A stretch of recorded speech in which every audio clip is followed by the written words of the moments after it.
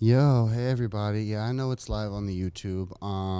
It's like partial announcement for hi.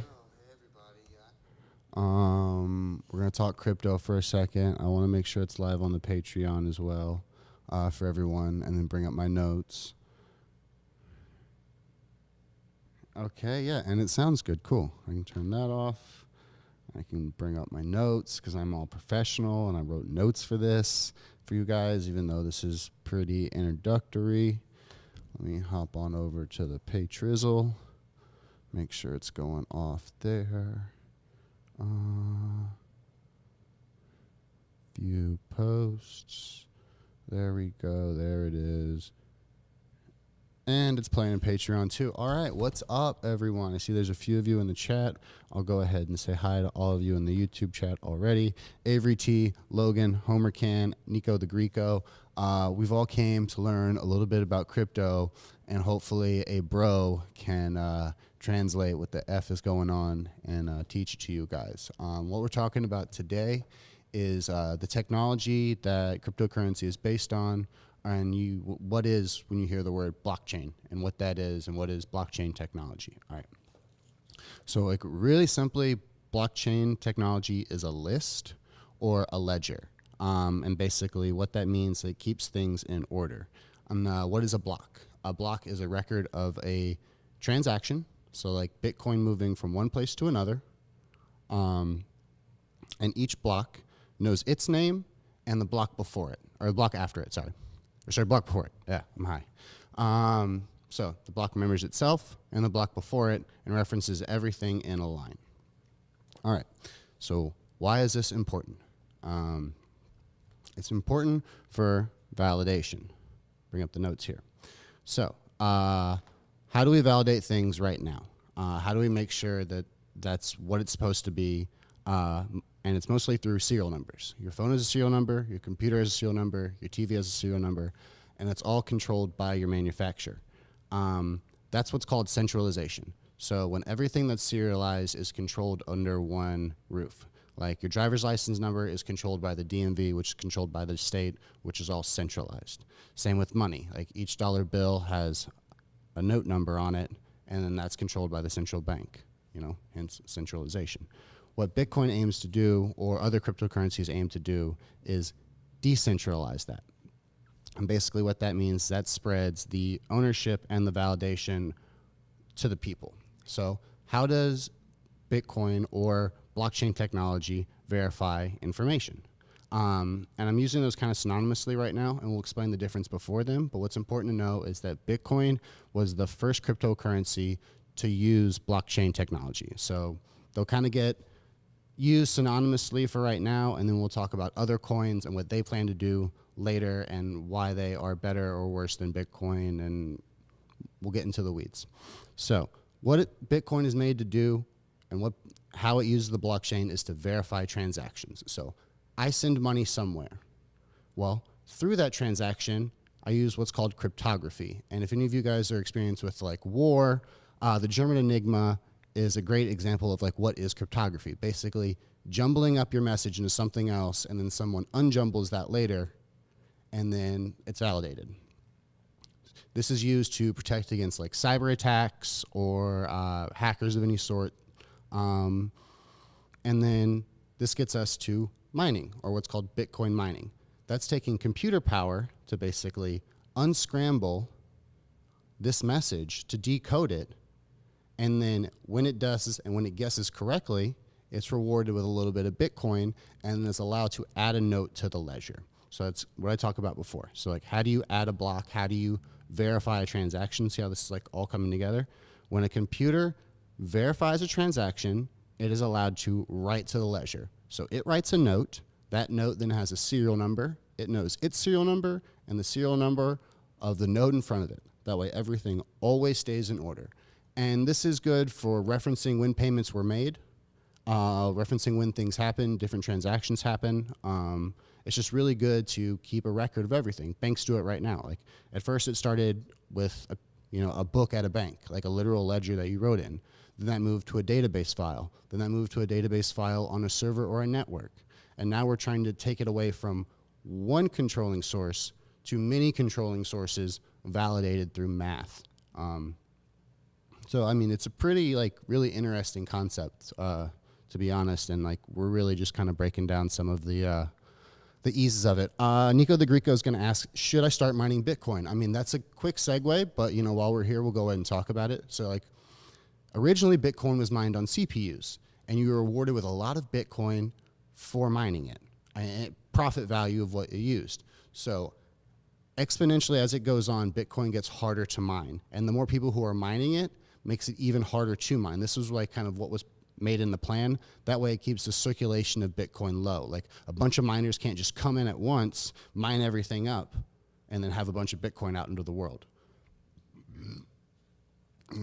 Then that got into GPU mining, which you've heard about already, which is why partial to the cause of the GPU shortage around the world right now. If you're trying to build a gaming computer or any kind of computer, like you just can't get a GPU because people are buying, bots are buying them up online, and they're building these mining rigs. Those aren't really even as good as like the professionally tuned rigs that you can buy like from overseas that are specifically made to mine Bitcoin. They sound like an industrial air conditioner. They take up so much power, but like they're like the cost per benefit from one of these specialized mining rigs is going to be way better than you can do on your own with like consumer grade products. And you're probably going to buy this from overseas, to be honest. We'll do a whole episode on mining, but miners are very important. Miners are necessary to validate these transactions. Now, Avery T says he just wants his 3060 Ti. Well, I know, because you want a game in 4K at 120 frames a second, and you want to do it on Destiny on like super high res, and I get that because I like that too. I like playing video games in high resolution. I just got back into WhAt. We will talk about gaming later, but right now we're on the blockchain. What is it? How is it working? What that blockchain do, baby? So we've kind of explained why writing things in order would be important. Banks already do it. Places already do it. We've already explained on why validating something can be important.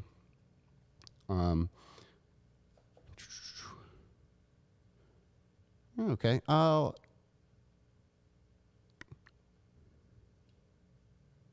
We've already talked about the network of computers that's used. So these are the mining computers as well. So like I wrote a little synopsis of everything that a blockchain would need. It needs a network of computers to transmit data in between each other. So a blockchain can be really small. Like it could be inner office even. Like it could be just some computers validating information back and forth with each other with computing power. Obviously that would be kind of inefficient unless like finely tuned. But this gets us to adoption. So how blockchain would work and how things were built upon that is through the use of it.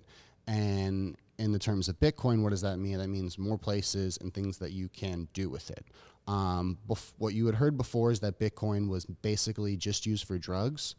And it's really not even that like anonymous, because like you're like, to be completely anonymous, you would have to get the Bitcoin anonymously, turn that into some other currency that you would want, turn that back into USD somehow, and we can go over how to do that, like with a burner phone and a brand new wallet under, you know, a name that you don't need, and you have no bank account tied to it. You're going to go to like a Bitcoin ATM, or you're going to exchange it for a non-traceable cryptocurrency like Monero.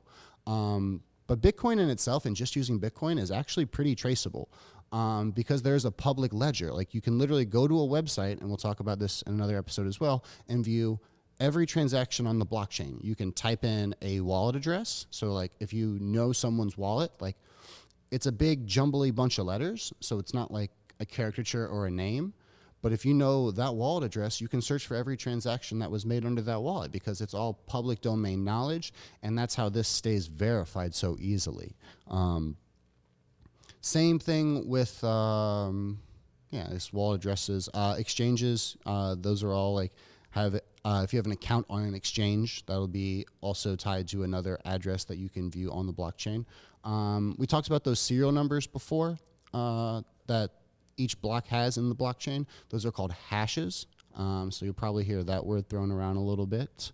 Let's see what else.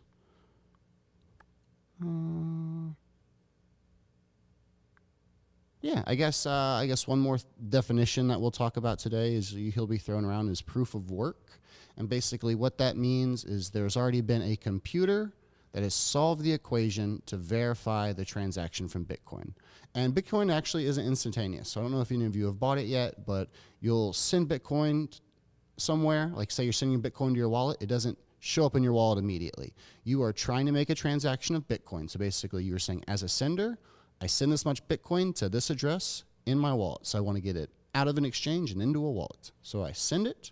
It takes a little time. There is a computer somewhere guessing the math equation that it's sent out with. And as soon as it does, and those match up, it verifies that transaction and it goes into the wallet. Why this is better than what we have already and what standards that we use right now. The closest thing that we would have is like Venmo or Cash App. And you know those instantaneous fees versus zero fees for up to 3 business days? Well, that's because the current system that we use takes up to 3 to 5 business days to verify transactions and send them from one place to another. Where cryptocurrency currently only takes up to 30 minutes, an hour at most, I've ever tanked to send Bitcoin, and sometimes it's been only a few minutes. Transferring Bitcoin from one place to another. There are other cryptocurrencies that do it faster or better, but we're kind of leading into the next episode already. One more thing to just cover what we talked about. Blockchain is a technology. Bitcoin was the first cryptocurrency to use blockchain technology. All blockchain technology means is that everything is recorded in an order, and each block knows its name and the name of the block before it. And that's important for record keeping and important for validation. So, money, loans, titles, deeds, there are lots of implications that it can be used for. Finance is just the first one because we're validating tons of transactions all the time, every day, wherever you swipe your card, everything that you buy, all this money flying around in the world electronically, you have to keep track of it somehow. And this is just another form of doing that. We're pretty stable here in America, and we're pretty lucky on that, but we're still beholden to big banks, and we've already seen them get bailed out and have their money erased, their debt erased, and the shady shit they've done during the home loan crisis and repackaging loans. We've seen the stock market manipulation this year with Robinhood. There's a lot of things that we've seen. So how stable are the things that we use right now?